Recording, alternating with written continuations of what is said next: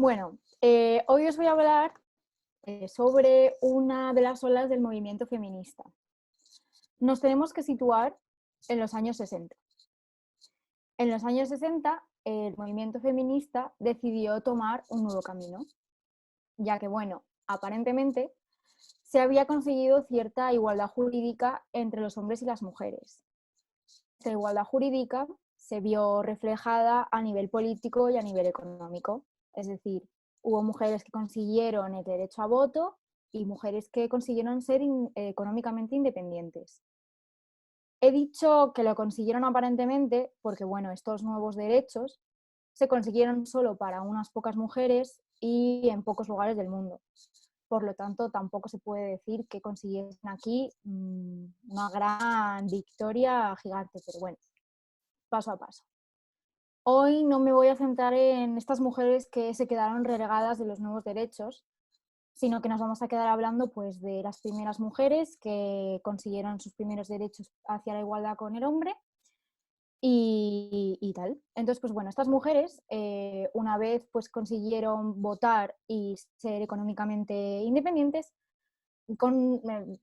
sintieron que, bueno, que todavía había mucho camino por recorrer y que había muchas cosas que todavía las dejaba por debajo del hombre, como pueden ser el trabajo doméstico y el cuidado de los hijos y de la familia, que en aquel entonces, y ahora también en algunos casos, quedaba exclusivamente relegado a la mujer, y por lo tanto ellas lo consideraban un problema. Además, en esta época también empezó a haber mucha publicidad, es decir, muchos anuncios en los que se reflejaba cómo la mujer era inferior al hombre. No sé si habéis visto alguna vez anuncios de aquella época en la que, pues bueno, se veía cómo se incitaba a la mujer a limpiar, a cocinar, y eso al final eran como reflejo de esta superioridad del hombre hacia la mujer. Nos vamos a situar concretamente para hablar de estas nuevas teorías en Estados Unidos y a finales de los años 60. El movimiento feminista en este tiempo en sí no estaba realmente muy arraigado, sino que pertenecía a otros movimientos progresistas, en los que, por cierto, participaban mujeres universitarias. Dentro de estos movimientos progresistas, pues se incluían diversas cuestiones y asuntos, como puede ser la guerra de Vietnam, por la que muchos de estos universitarios se manifestaban para que acabase en contra de ella. También había movimientos para pedir que hubiese una mayor presencia de la política en la universidad y también empezaron a movilizarse movimientos, valga la redundancia, antirracistas. Entonces, pues bueno, dentro de todos estos movimientos progresistas, pues la lucha por la igualdad de la mujer se hizo un hueco entre estos objetivos que tenían estos movimientos. Sin embargo, había algunas mujeres que decidieron que ya no quería que la lucha por la igualdad de la mujer estuviese vinculada a los movimientos de la izquierda, ya que consideraron que dentro de la izquierda siempre quedaban relegadas a un segundo plano y que no se les valoraba lo suficiente. Y es así como en 1968 se separaron de la izquierda e iniciaron lo que se llamó el feminismo radical. El feminismo radical, que es como se conoce a esta nueva ola del movimiento feminista, buscaba explicar por qué no había desaparecido la subordinación que la mujer tenía respecto al hombre. Es decir, por qué la mujer seguía siendo inferior al hombre. En cuanto a la etimología del nombre del movimiento, de este feminismo radical, quizás pensáis, o podéis haber pensado alguna vez en vuestra vida, que es radical porque es extremo. Sin embargo, esto no es así.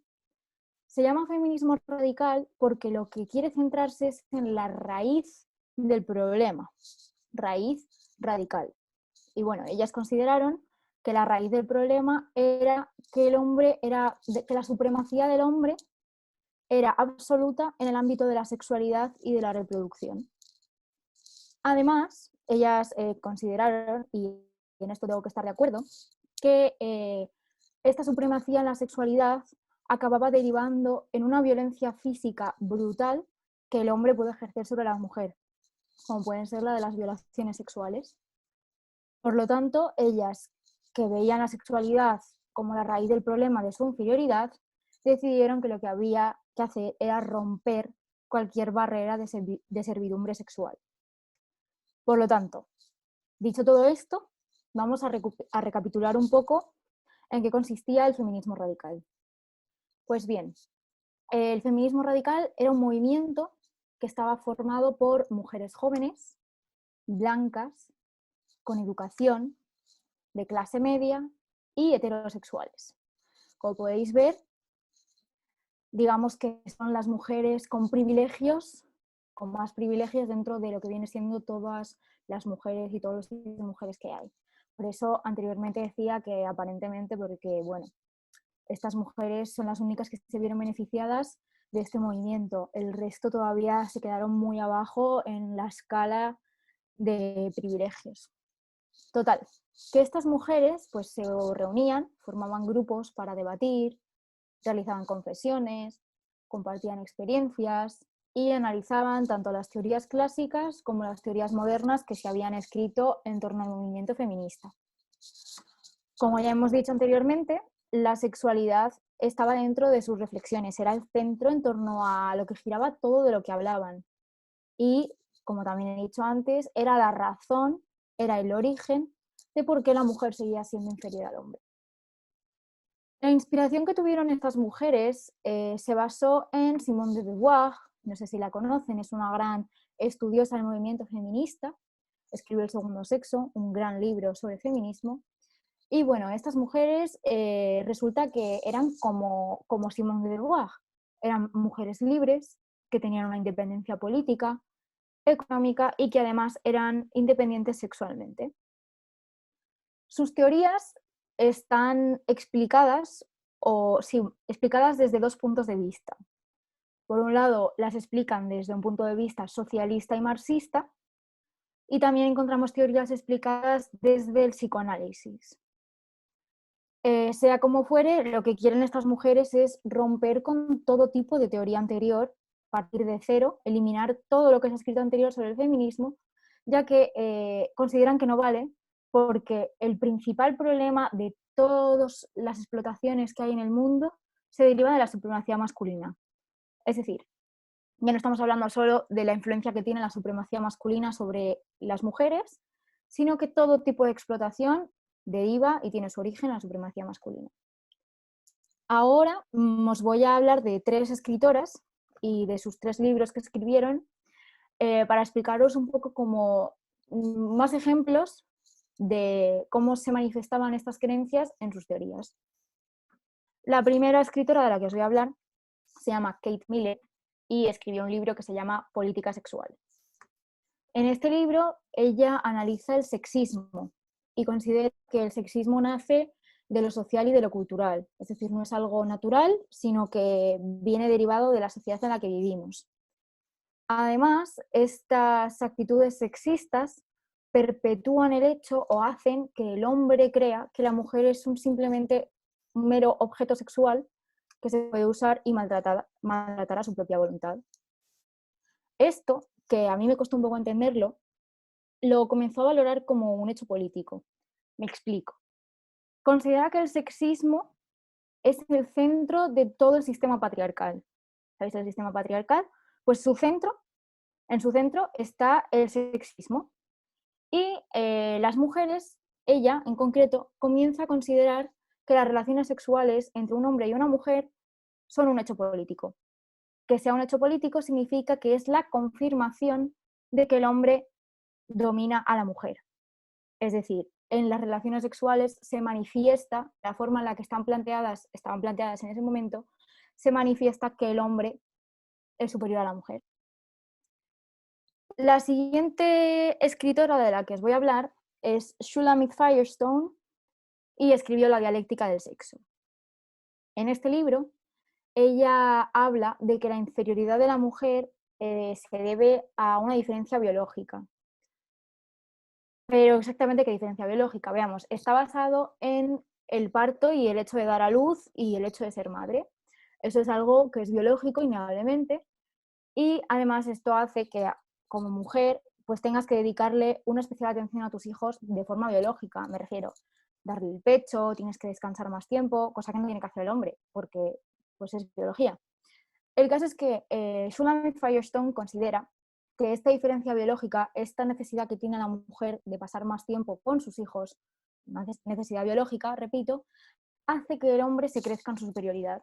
Es decir, los hombres aprovechan esta cierta debilidad de las mujeres para crecer por encima de ellas. Además, aparte de esto sobre lo que es la reproducción y el cuidado de los hijos, ella también dice que bueno, el discurso de la sexualidad en ese momento simplemente estaba basado, se limitaba a hablar sobre relaciones heterosexuales que al mismo tiempo estaban reducidas a la reproducción. Es decir, no se hablaba de sexualidad respecto a placer, sino que simplemente se valoraba como un método para concebir hijos. Firestone, con todo esto, dice que si la naturaleza es lo que causa la inferioridad de la mujer, pues la solución para la liberación se encontraría en la cultura y en una revolución económico-social. Para alcanzar para alcanzar esta liberación, lo que se debe hacer es, por un lado, separar la sexualidad de la reproducción de una forma muy fácil a través de anticonceptivos, y por otro lado, se tiene que relegar el cuidado de los hijos a los servicios sociales y se socializará de forma que la mujer quede más libre y no tenga que estar ella por obligación cuidando de los hijos. La tercera escritora, ella la última, se llama Anne Coet y escribió El mito del orgasmo vaginal. Este libro es un ataque directo contra las teorías de Freud, que no sé si las habéis escuchado, pero bueno, Freud, aparte de ser el padre del psicoanálisis y de traer a nuestro conocimiento todo el tema del subconsciente, habló mucho sobre la mujer.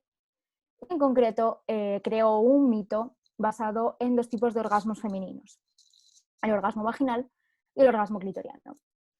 Él dividía la vida de la mujer en dos etapas, la etapa infantil y la etapa de madurez.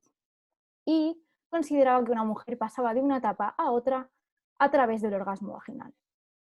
Tú, mientras eres una niña y eres infantil, solo eres capaz de alcanzar el orgasmo clitoriano y hasta que no alcanzas el orgasmo vaginal, no maduras. Esto es un poco raro, sobre todo porque, bueno, él decía que tú podías tener 60 años y que si no habías tenido nunca un orgasmo vaginal, pues que seguías siendo una niña y que no habías madurado. El caso es que, bueno, Anne Coed lo que intenta hacer en este libro es desmentir este mito del orgasmo vaginal. Además, añade que, bueno, las mujeres no se encuentran a gusto durante el sexo por culpa de los hombres, ya que solo piensan en su propio placer, que está basado en la penetración vaginal y que por lo tanto no prestan atención a los placeres o los deseos de las mujeres y eso hace que ellas se sientan incómodas. Lo que ella propone para desmentir este mito y acabar con esta incomodidad de las mujeres es que pues, los hombres dejen a un lado su propio placer y hacerle un hueco al placer de la mujer de la forma en la que las mujeres así podrán liberarse sexualmente, ya sean heterosexuales, homosexuales o bisexuales. Más adelante, las teorías feministas, bueno, a partir de aquí, una vez empieza a hablar de la sexualidad, las teorías feministas empiezan a centrarse, por ejemplo, en las mujeres lesbianas, que estaban muy invisibilizadas, perdón, y también empezaron a centrarse en el problema de las mujeres racializadas, que estaban en el último escalafón de los privilegios. Las teorías siguen y siguen y siguen y siguen, incluso hasta hoy en día, y la verdad es que podría tirarme hablando sobre ello eternamente. Sin embargo, no voy a hablar de ello eternamente y simplemente me gustaría hacer un último apunte. Y es que, desde mi humilde opinión, creo que la sexualidad de las mujeres hoy en día sigue siendo un tema muy tabú para mucha gente. Pero también es cierto que, bueno, no creo que especialmente sea por el tema de la sexualidad de las mujeres, que por cierto, no sé si sabéis, que bueno, aparentemente este año como que ha tenido un poco de brote, se ha dado un poco más importancia, ha salido todo el tema del Satisfyer, no sé qué, y parece que se ha hablado un poco más, o por lo menos en los círculos en los que yo me he movido, tanto redes sociales como de personas. Pero bueno, yo creo que aún así, a pesar de ello, hay en muchos círculos sociales en los que la sexualidad es un tema muy tabú y no solo la sexualidad de las mujeres, sino en general el sexo en sí es algo que parece que da vergüenza hablar de ello. Entonces yo creo que no soy ninguna estudiosa del tema ni nada por el estilo, que este problema del tabú del sexo y eso, pues tiene una solución muy simple, que se basa en la educación. Y educarnos a nosotros mismos, educar a los más mayores, educar a los más pequeños, para simplemente pues, hacerles entender y hacernos entender que el sexo es algo natural, que no da vergüenza hablar de ello y que está ahí, que nos acompaña toda nuestra vida. Y ya está, eso es todo lo que tenía que contaros hoy. Muchas gracias por escucharme.